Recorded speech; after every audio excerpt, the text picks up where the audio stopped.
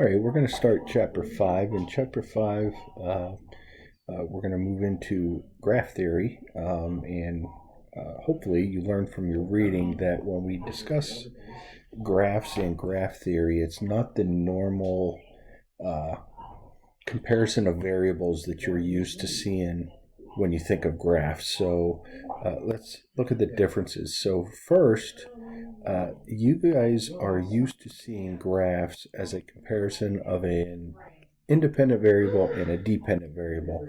And then somehow there is a list of points that make up the relationship between the two variables, and you called that a graph.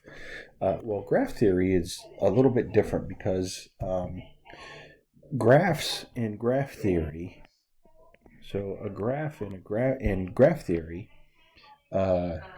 is mathematical structure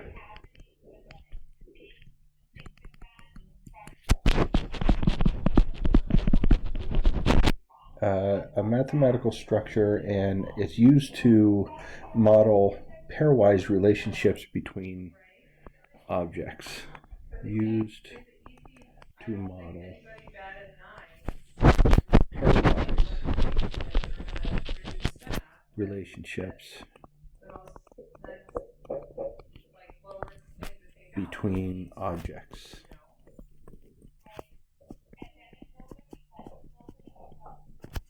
Okay, so this is what a graph is in graph theory. Notice that in algebraic graphs, so this would be an algebraic graph. In algebraic graphs, what we generally are doing is we are comparing x and y variables, right? So we would have a list of input values for the x and get a list of output values for the y, and then when we put those values on a coordinate plane, we create a graph. Graph theory is different because we're not comparing actual variables. We're really comparing objects. So the most famous one, and we read about it in our reading, is the Königsberg Bridge problem, right? Here's the bridges of Königsberg, and what I want to do is I just want to kind of talk about the situation here, and the things that we are relating, the things that we're showing a relationship between is the land, we'll call this shore 1, and the land on the bottom here, we'll call this shore 2, and then we have island 1 and island 2. So realistically, in graph theory, what we're doing is we are comparing the shore and the islands and the bridges. So if I were to create a graph in graph theory using this example, I know that I have to have shore 1, and I'm making these dots a lot bigger than you're normally going to see, just so that I can write the letters in there.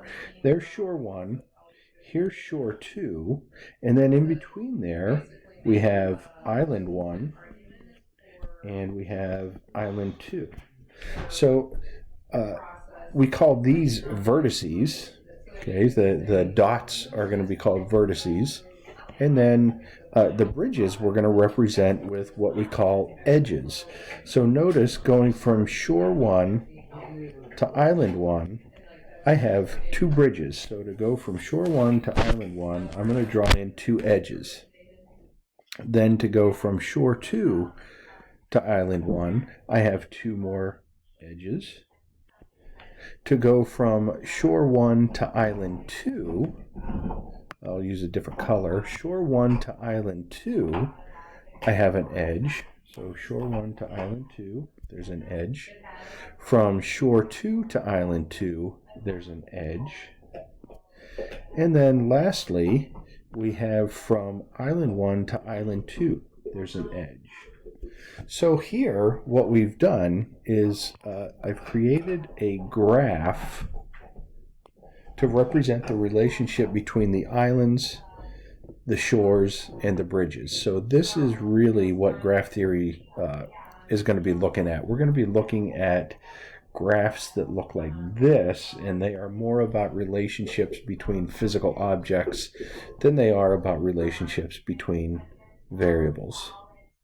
So the best way to really start working with solving problems in graph theory, first thing we have to do is we really need to get some vocabulary down. So these first few problems it's just all about vocabulary, and this is the vocabulary that you saw in your assigned reading. So I'm going to start these. I'm going to do some guided notes here, and really the guided notes, I'm going to do the odd problems out of the textbook, and then I'll assign the even problems for you guys to do on your own. So we're going to get started, and here, this is out of Chapter 5, the exercises in Chapter 5, and these start on page 191. So here we go. Number 1 says, for the graph shown in figure 5-28, part A, give the vertex set. Now, the vertex set is exactly what it sounds like. So we denote the vertex set with a capital letter V, and usually it's cursive, but, that's as good as it's going to get for me. And it is, in fact, a set, so we need to use set notation. And it's really just all of the vertices. Remember, the vertices are the dots, so it's just a list of the vertices. So I have vertex A, vertex B, vertex C, and I also have vertex X, vertex Y, and vertex Z. So there, part A, that's the vertex set. Now part B is the edge set, and the edge set is E. And again, it's a set. Now the edges, we just name them kind of like you name segments in geometry, okay? So if you remember back to geometry, we're just kind of naming the segments. So what we've got to do, here's what I do. I look at the first vertex, vertex A, and I want to name all of the edges that are coming off of A. Well, the first one, if I go from A, I can go down to X. So the first edge is AX. From A, I can also go over to Y. So I have an edge AY. And from A, I can go to vertex Z. So I have AZ. I've done all of the edges coming off of vertex A. Now I need to look at vertex B. And I see from B, I can go to X.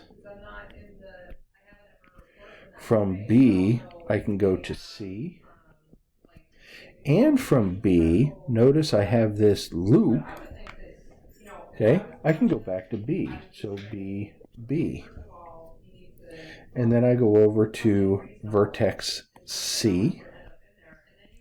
And going from C, well, I already named this edge that connects C and B, so I don't want to rename that, okay, because I already had that one named, okay, when I named it from B to C. But from C, I can go down to X. Okay, that's the only new edge coming out of C. Now I'm going to go down to vertex X.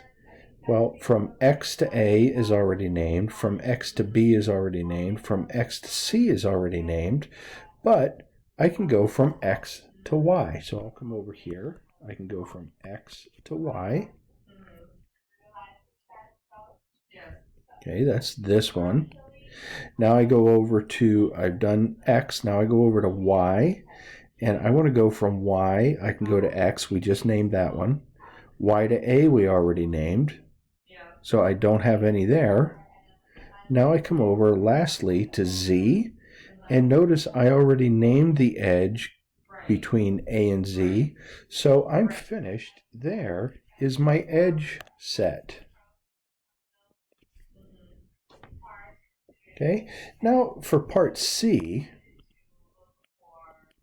I want to erase these markings on my drawing. For part C, I'm asked to list the degree of each vertex. So each vertex, vertex A, B, and C, and vertex X, Y, and Z, each one of these vertices has a degree.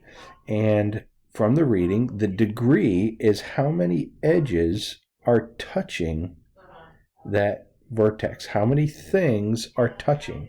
So to look at the degree of vertex A, what I'm going to do is I circle the vertex, and I'm just doing this to point it out to you. What I want to do is I want to measure, I want to count the lines touching it. So 1, 2, 3. There are 3 lines touching A. So A has a degree of 3. Now I look at B and I just count all the lines touching. 1, 2, 3, 4. Notice this loop counts as 2, okay, because it's coming out and it's going in. So that loop counts as 2. Vertex B has a degree of 4. Vertex C has a degree of 2. X has a degree of 1, 2, 3, and 4. Y has a degree of 2. And Z has a degree of 1. So there we have it. We've completed number 1. We've given the vertex set, the edge set, and listed the degree of each vertex.